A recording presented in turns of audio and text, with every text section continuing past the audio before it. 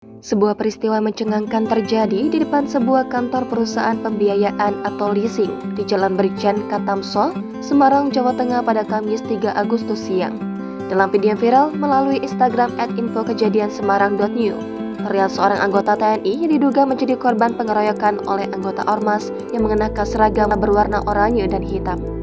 Dalam video tersebut, korban pengeroyokan disebutkan bernama Pratumar Paung. Kejadian ini diduga berawal dari penarikan sebuah mobil MPV Suzuki R3 dengan plat nomor B2217KOH oleh perusahaan pembiayaan yang kemudian disimpan di Pool Ngalian pada Rabu 2 Agustus atau sehari sebelum peristiwa pengeroyokan terjadi. Informasi yang diterima pada hari berikutnya, Pawas dan piket fungsi menerima laporan bahwa anggota ormas telah datang ke kantor perusahaan pembiayaan setelah terjadinya penarikan kendaraan tersebut.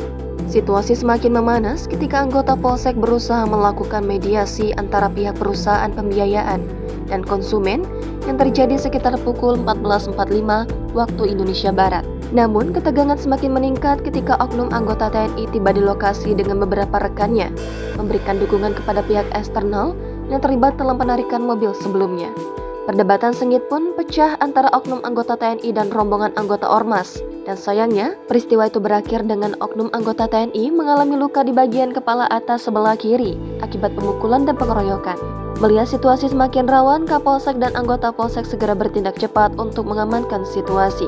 Mereka dengan sigap melerai dan memisahkan kedua belah pihak yang bertikai guna mencegah eskalasi lebih lanjut yang dapat menimbulkan dampak negatif yang lebih besar. Peristiwa ini telah menjadi perhatian publik setelah videonya menjadi viral di media sosial. Pihak berwenang kemungkinan sedang menyelidiki insiden ini untuk mengidentifikasi para pelaku dan menetapkan tindakan hukum yang sesuai. Jangan lupa subscribe, share, komen, dan like ya!